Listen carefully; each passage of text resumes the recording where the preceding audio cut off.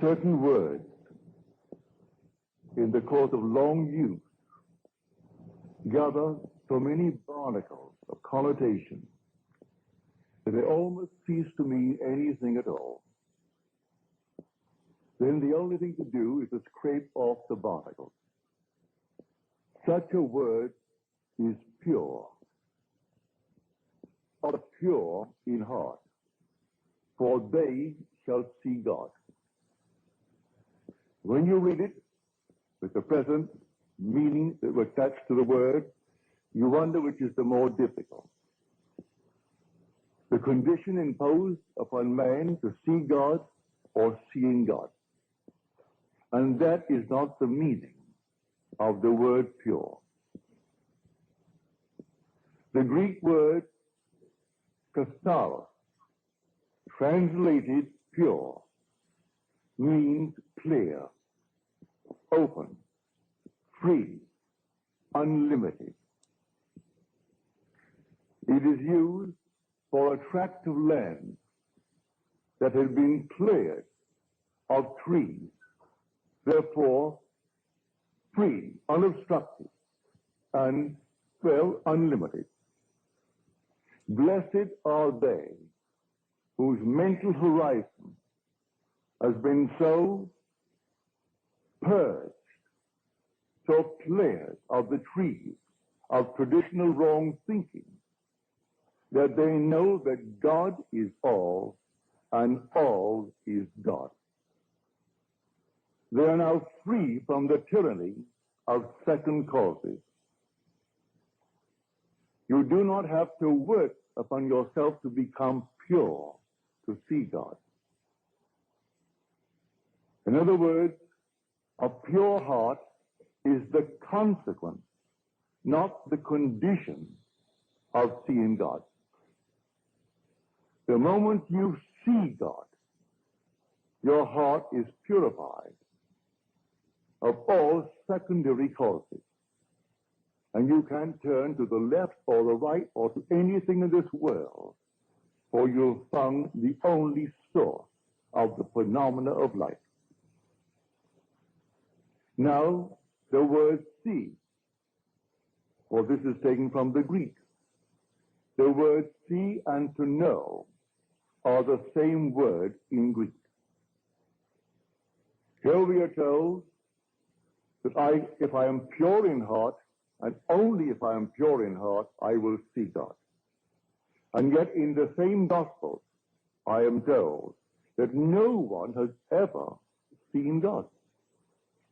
The only Son, who is in the bosom of the Father, he has made him known. Then I am told, no one knows the Son except the Father. And no one knows the Father except the Son, and anyone to whom the Son chooses to reveal it.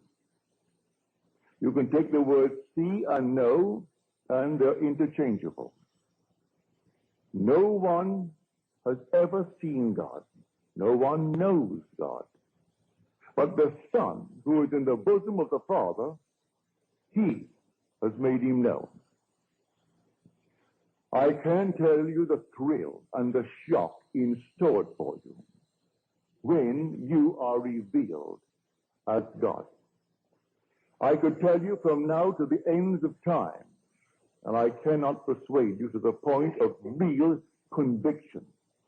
It takes the Son to convince you.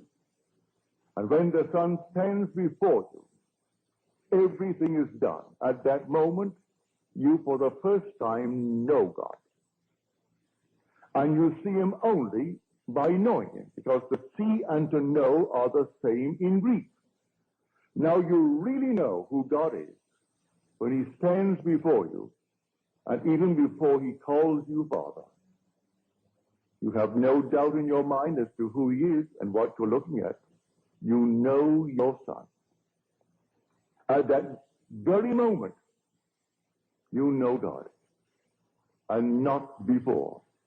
You might have heard it, you might have read it, but you are not persuaded to the point of real inner conviction until you know it in this manner. So no one knows who the Son is except the Father. And no one knows who the Father is except the Son. And anyone to whom the Son chooses to reveal it. And if the Son sets you free, you are free indeed. And only the Son can set you free. And so when he comes, and he will come, let the whole vast world rise in opposition to what I'm telling you. It makes no difference to me whatsoever. I know, I've experienced it. And oh, what a thrill and what a shock when you go to bed perfectly normally as a simple man and have an experience of this nature, and suddenly you are startled. You, your simple little being that you are God. Well, you can't deny it. His Son stood before you, and he had no other father. You are his father. And when you have it, then you and I must be one. And when the whole vast world has it, we must be a unity. We must be that unity spoken of in Scripture as the Elohim. That compound unity, one made up of others. The whole vast world will know God. So that this seeing God, based upon the purity of heart, is not something that you set about to do. I can't conceive of any man in this world actually persuading himself by changing of this and changing of that he is pure of heart. When he's living in the world of Caesar, where everything here dies and things are always in turmoil, that he would actually judge himself emotionally or in any other way mentally as pure, as he calls the word pure. But you're instantly free of all obstruction as the secondary causes the minute the Son reveals you as God the Father. So I say it is consequent. It is not the condition of seeing God. And so the minute he stands before you, instantly that whole vast, wonderful world of yours is cleared of all obstruction. Now you know what catharsis means. Well, we use the word as a purge in our world. We speak of a cathartic. That's the root of the word. To purge, to open, to set free, to completely leave open a channel so there's no obstruction whatsoever. Not one tree can stand in its way. And so when this tract is completely cleared, and it's cleared the minute you see David, at that moment, there is no other cause. And until that moment, I turn to this, to that, and to the other, these secondary causes, and live in a horrible state. For that is the greatest tyranny in the world, the belief in secondary causes. So here, the word pure, let no one frighten you that you've got to set about to purify yourself as the world thinks that is pure. Because who knows the secrets of a man but the spirit of a man? So who can look at a man and say he's a pure man? How does he know he's a pure man? By his standard of purity, no man is, including himself. But by scriptural standards, the minute you see David, and David reveals you as God the Father, then all the trees, all the obstructions, everything in your world that came between you and self disappear, and you're the only cause of the phenomena of your life. And you go through life now, simply bringing into your world the things that you would like to entertain in your world. No matter how difficult it seems to be, you see it, you know there's only one cause, and so you simply rearrange the thing you see. You don't throw it away. You don't discard it. You rearrange it, and in your mind's eye, you rephotograph the image. And rephotographing the image, then let life develop that negative and produce it on the screen of space, and it will. So here, blessed are the pure in heart, that sixth beatitude, which seems so difficult to most people to interpret. And I haven't found one interpretation in Scripture. All the commentaries, I haven't found one that will go back to the root and show us exactly what it is. I have what is considered the grandfather of all interpretation, which is the Interpreter's Bible. They do not touch it. They will admit it's the most difficult of the Beatitudes, this sixth one. But they can't touch it unless you go back to the root, unless you have the actual experience of what it means to actually purify and take all the trees out of man's mind, purify the mind. And it can't be done until he stands before you. And you know, without any doubt, who you really are. When you know who you are, there is no secondary cause, none whatsoever. And then comes the vision. Here my wife gave me a vision 2 months ago. There was no occasion to tell it, but it would fit. He said we were in this fantastic, magnificent, enormous apartment in a palace.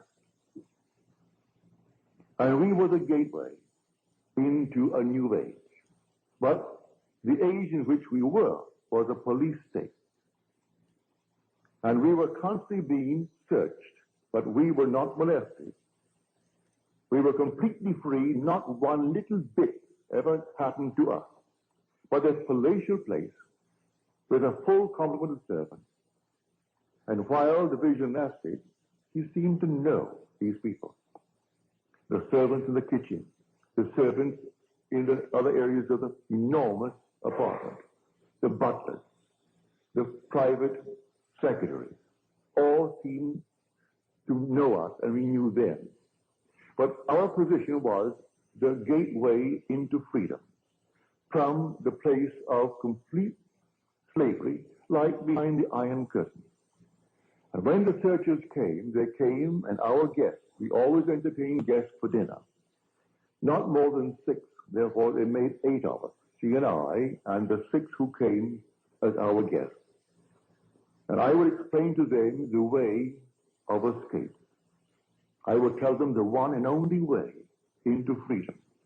But strangely enough, as I was telling them about the way into freedom, they were already simultaneously at that moment, I am telling them, and they were already at their destination. See, it was the strangest experience here. You're explaining to them the way of salvation, the way of freedom. And yet at that moment, they were already, although physically present before us, they were already at their destination.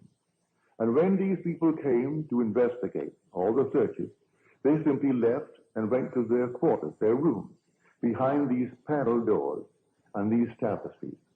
And they never touched us, but they came and they never found anyone. No one could ever touch anyone who came to us.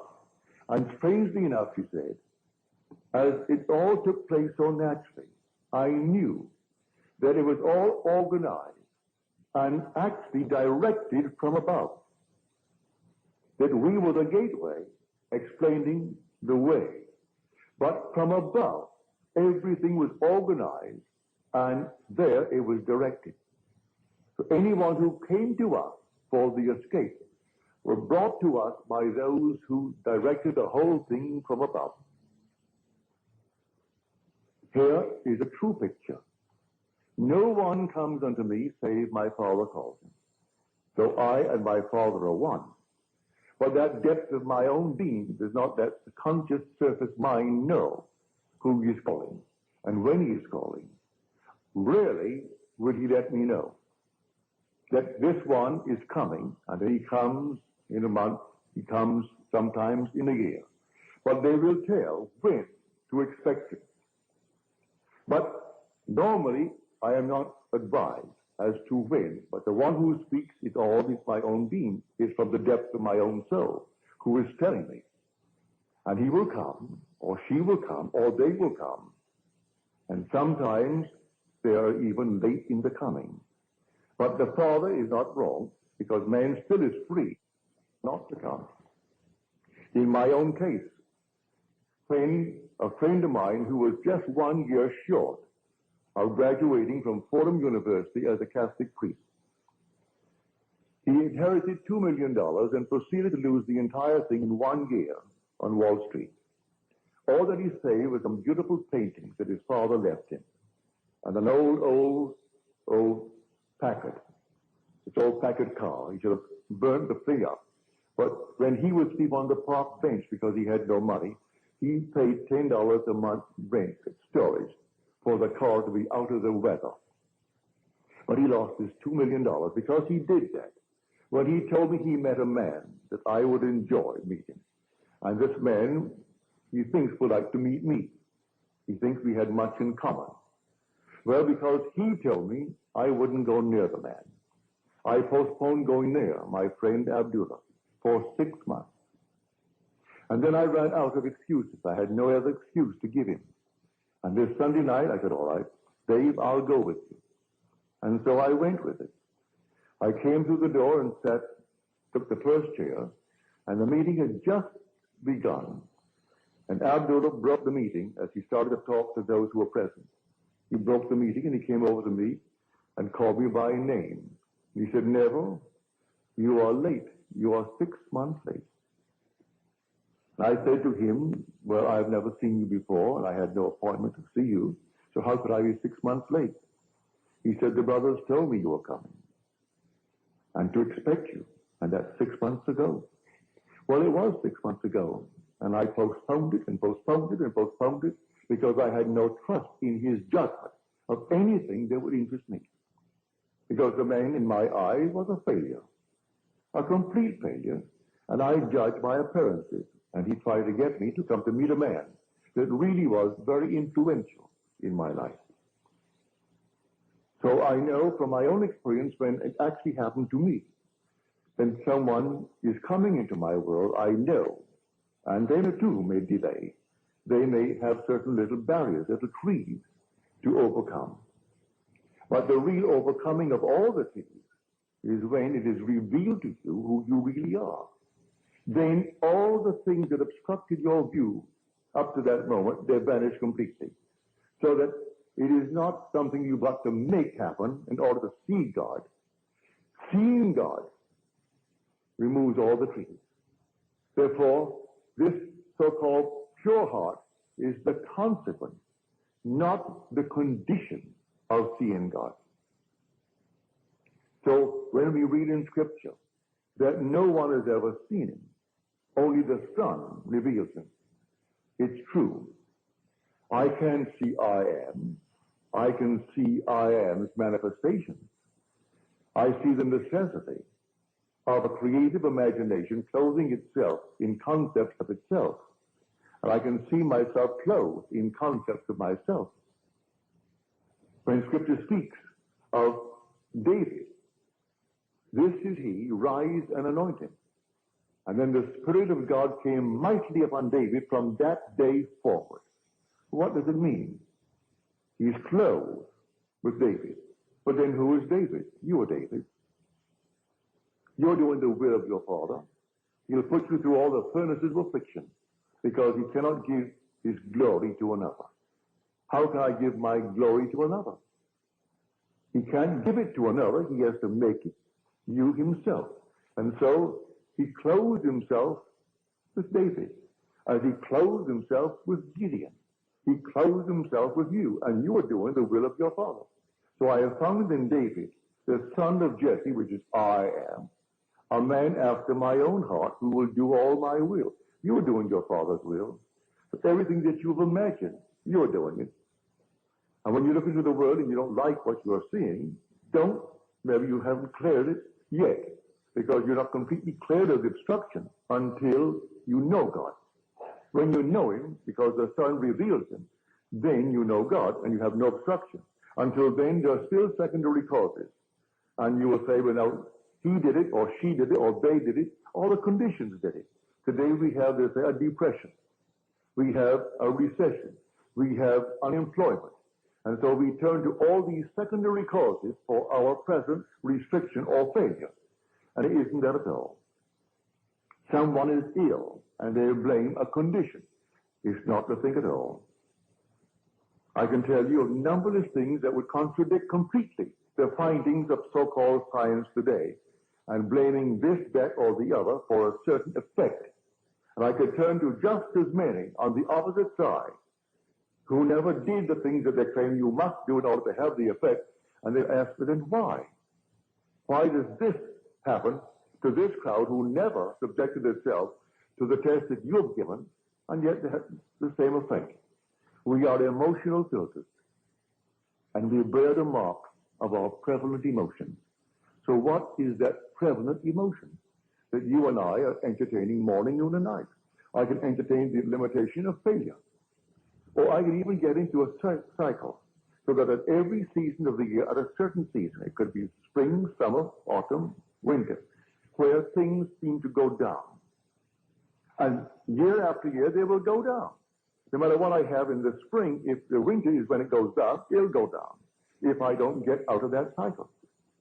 And I believe that simply in some tree that is not yet removed, on the other hand, let me encourage you, you can't remove it by taking thought. You can't remove it by working on yourself.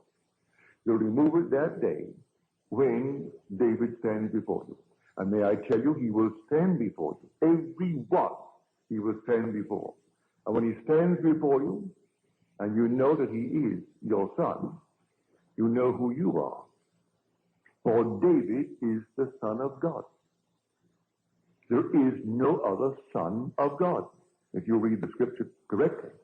But when you know how to read Scripture, you must see that when these evangelists, Matthew, Mark, Luke, and John, and they're all anonymous names, when they wrote their Gospels, they were not writing biography. They were writing theology. They were not writing secular history. They were writing the history of redemption. It's all the difference in the world. Men not knowing this, they'll read it as secular history. And they think here is the biography of a man called Jesus. The whole story of Jesus, from his birth through his ascension into heaven, is, to those who understand who he is, a sign granted by God to those who will receive it.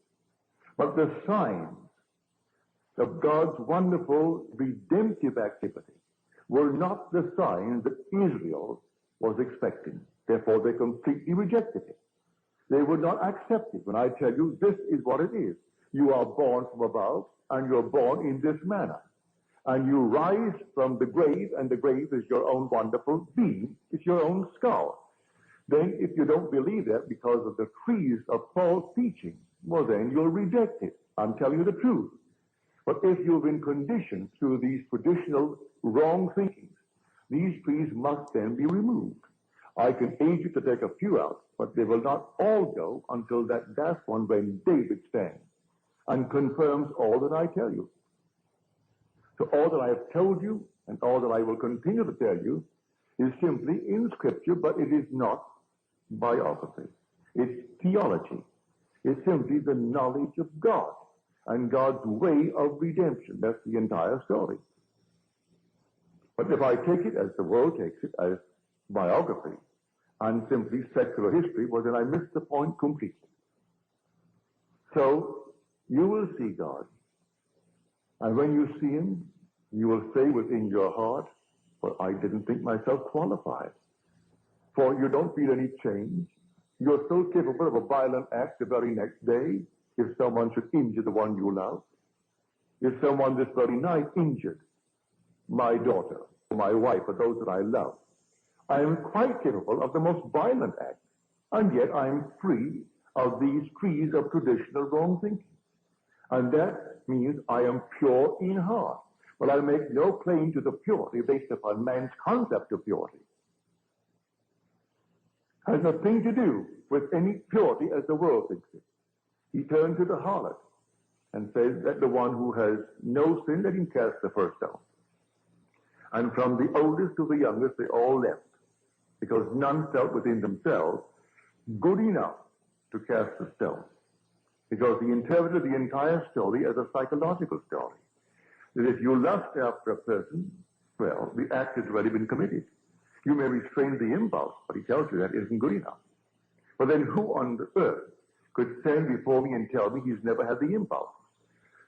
Unless he was castrated at the time he was born, and then he doesn't even know, so he could restrain nothing. He has nothing to restrain. If he was removed at birth from the possibility of lusting, but if he was not removed at birth from that possibility, let him stand before me and tell me that he has never lusted. And I will say, well, you're a liar. As far as I'm concerned, you're a liar, whether you be male or female. And so that you've never had the impulse to get even. Don't tell me you haven't. Don't tell me you haven't had the impulse and still are capable of the impulse to hurt if someone should hurt the one you love more than you love your own self. And yet, you are pure in heart the day you see David. For the minute you see him, you know the whole vast world has collapsed as far as you are concerned. The whole thing has collapsed. And now you no longer can turn to this, that, and the other and blame it or praise it for anything that's happening in your world. You are simply within yourself. You are God himself. You are the God, creating good, bad, and indifferent in your world.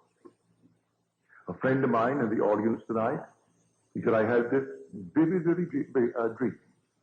My wife and I, and here we are, and the world is coming to an end. The whole thing is coming to an end. It began to shake. A wind, the unearthly wind came up, and then the rain's like a flood, and then the earth is shaking. And I said to myself, well, the earth has gone out of orbit. I wasn't afraid of death, and my wife, she wasn't afraid of death. But I thought the whole thing was simply coming apart and coming to an end. That's a wonderful adumbration. Read it in the 13th chapter of Mark. Read it in Matthew. You see these buildings? Not one stone will be left standing upon the other, but it will be turned down. That's when the Son of Man is coming. That's the end of the age. Well, in your case, you had a most wonderful adumbration. And you're not given these adumbrations when you're far removed from the actual event. And this thing happens to you, be watchful. It's coming. This is simply a foreshadowing. In a not altogether, I would conclusive way, no, the way you saw it, but when it happens, when the whole thing collapses, and the ideas by which you lived in the past, you no longer can live by them. You just can't live by them. Nothing external, the whole thing is internal. The whole drama of life is a psychological drama, and now you know it. So your vision is perfectly marvelous, perfectly wonderful. Others are finding themselves interwoven in their lives. 2 and 3 and 4 together, all interwoven as though this thing has been going on over and over again. It has been going on. Before the world was, we were one, and yet individualized. We were brothers, greatly in love, a love beyond the wildest dream of man. And we deliberately and purposely came down into this world of horror for a purpose. And as the poet says, when we are so curious about why are we here, he said, be patient. Our playwright will show in some 5th act what this wild drama means. So here we have it in 4 acts, like the 4 corners of the universe. Wait, be patient. In some 5th act, he's going to show what the wild drama means. And it will be beyond the wildest dream of man, the glory that comes out of the horror to which we go here. We must pass through it. You and I agreed to dream in concert, and we haven't violated that pledge. We still dream in concert. So we can share the same room, share the same events, see them a little bit differently because through different eyes, but the same event. You see it just a little shade differently. So when you read Scripture, don't take anything for granted. For this simple little statement, I have heard so many ministers from the pulpit take that 6th beatitude and they made, well, the strangest thing out of it. They frightened the people to death. But they went through that door after the service and they wondered how on earth would I ever see God. For they knew in the depths of their soul, if they had to be pure, as he pointed out what they had to be, well, then you could never see God. But you'll never see him, say you see him through the sun, because you are spirit. You don't look into the mirror and see God. You see him in his Son. Thou art my Son. Today I have begotten thee. And as you're told, if scholars are not convinced that the 2nd Psalm is that of David, but read the 4th chapter of the book of Acts. And you say, O sovereign Lord, creator of the heavens and the earth and the seas and all therein, who by the mouth of our father David, thy son, did say, then he quotes the second psalm. If you want any confirmation as to who actually wrote that second psalm, read the 4th chapter of the book of Acts, which is written by the author of the book of Luke. And in the book of Luke, you read the words in the 20th chapter. Why did David in the Spirit call him Lord? If David does call him Lord, how can he be David's son? For in calling him Lord, he confessed he was his father, not his son. And now this is written by the Son, as told us in the 4th chapter of Acts, and first revealed in the 2nd chapter of the book of Psalms. And I will tell of the decree of the Lord. He said unto me, thou art my son. Today I have begotten thee. So here the drama is really in you. The whole drama is in every individual in this world. And it simply only unfolds in man. And when it unfolds in man, what in this world is worth more than the unfolding of the drama in you? If you own the whole vast world, you wouldn't leave it. For this will all vanish anyway. So what does it matter if you own the whole thing? But one thing they can't take from you is the being that you really are. That essential being is God. But if you don't know it, well then it's like a fabulous fortune of which you are totally unaware. Therefore it is non-existent. It means nothing to you if you're totally unaware of it. But when you are aware through the Son that you are God the Father, then you are set free. For if the Son sets you free, you are free indeed. Now he said, I will be with you a little longer, and then I go to him who sent me. Yet he who sent me has never left me. He and I are one. Oh, do show us, oh Lord, show us the Father. I have been so long with you, and yet you do not know me, Philip. He who has seen me has seen the Father. If you see me. But then who are you who is speaking? At one moment, if you read Scripture properly, he is speaking in the capacity of the Son, therefore David is speaking. At another moment, he is speaking in the capacity of Father, and therefore it is the invisible Spirit speaking. But no one has ever seen him. Who can say he's seen him? Until you see him in spirit, you can't see him here.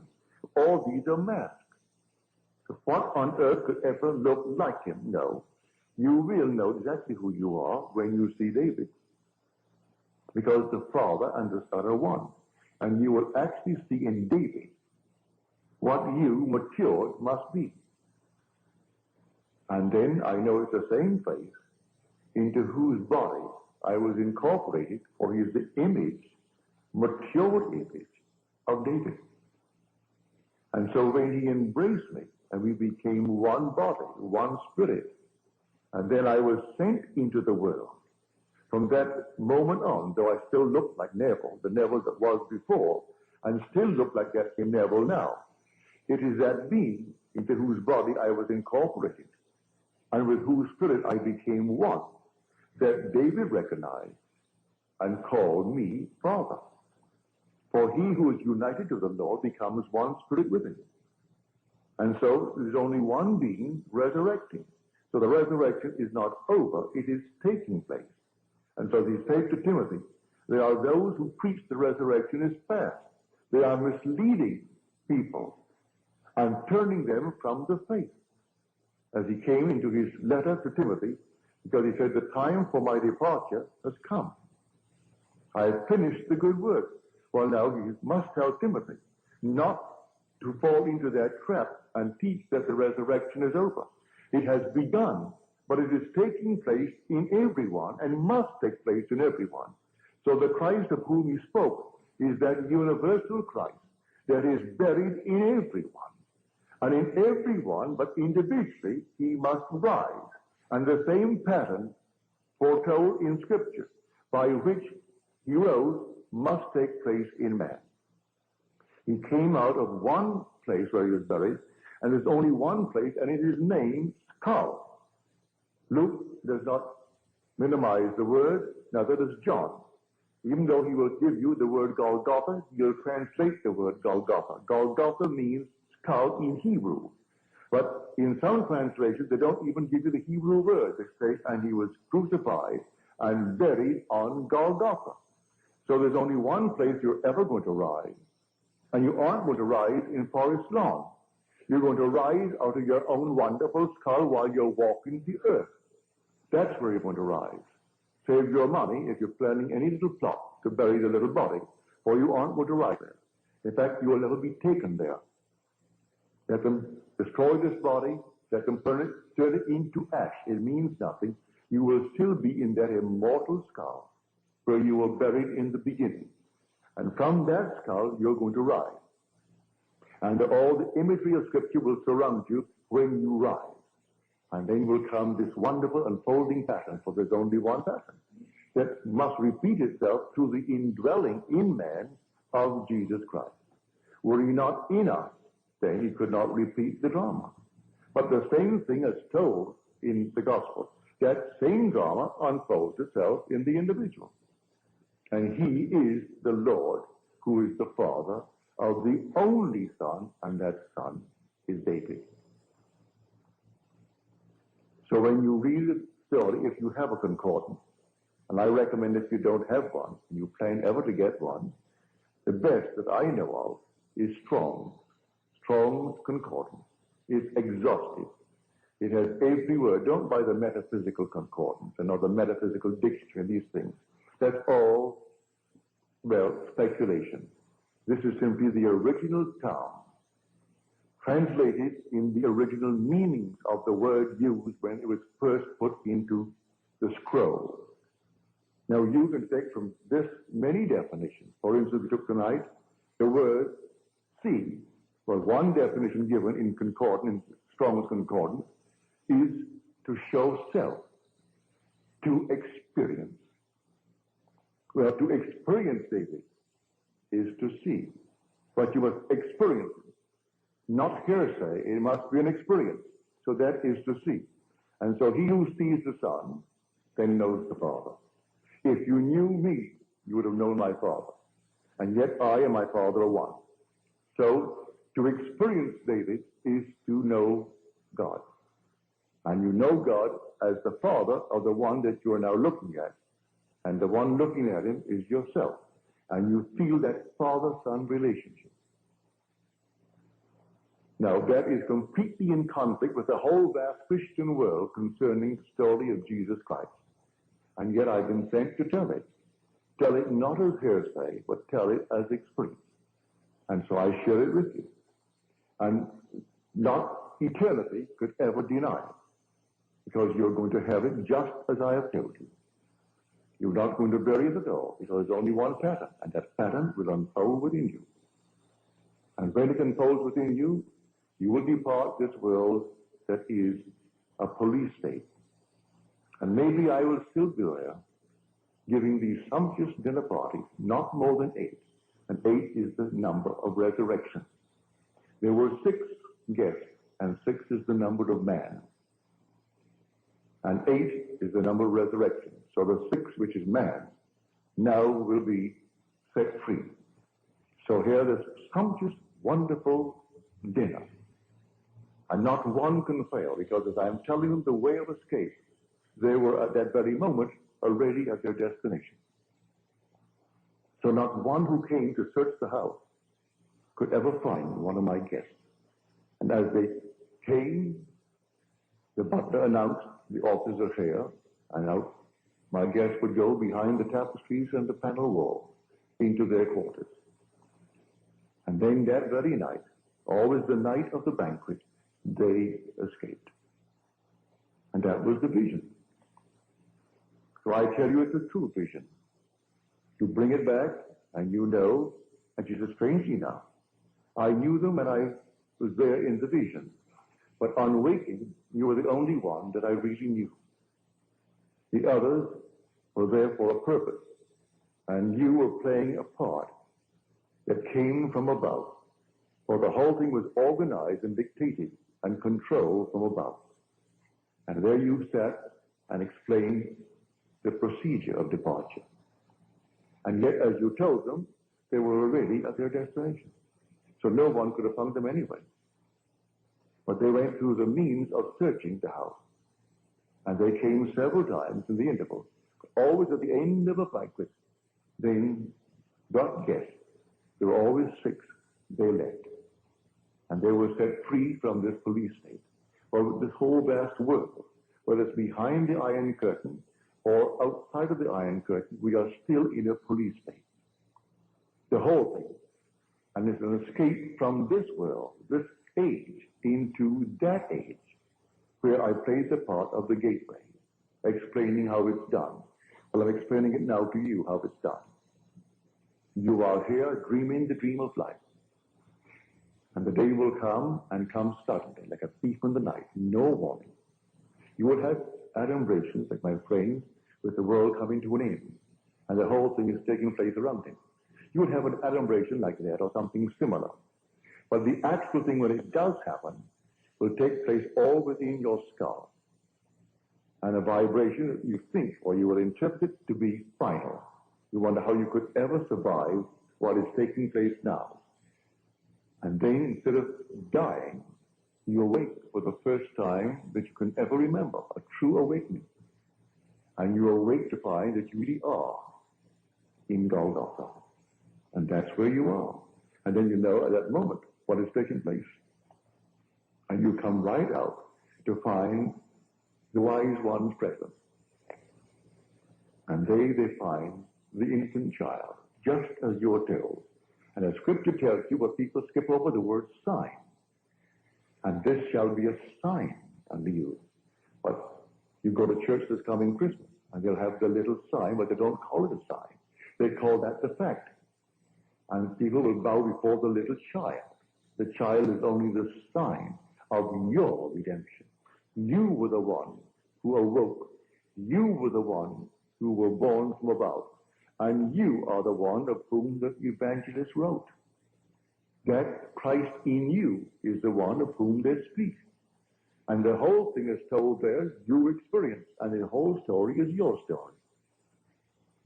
But as you read it, and as it's interpreted by those who talk from the pulpit, you will never know it. And they wonder why they're still so confused today. It will go on and on and on until actually man comes to the truth of it all. And he comes to it from within himself. So to go back, if you have the concordance, don't take anything for granted. Just simply turn to the word, look it up. You need not know one word of Greek or one word of Hebrew. It gives you a number. You look up the number. If it is in the Old Testament, you look up the section under the Old Testament for definition. If it is in the New, you turn to the Greek. And you look it up under the Greek. And it takes the number. It will show you the Greek word and the pronunciation of the word. But you need not bother with that. Look up the number, then take the definition as given you, not in Greek. It defines it in your own tongue, in English. And you will see how many definitions of the one simple word are there, and why that shows the one that they did. So, blessed are the pure in heart, for they shall see God. And the pure in heart is simply the consequence, not the condition of seeing God. Seeing God produces automatically, instantly, the pure heart, which is nothing more than the purging of the mind of all beliefs in secondary causes, clearing the mind of all obstructions, leaving you completely alone, that God is all that there is, and all is God. Now let us go into the silence.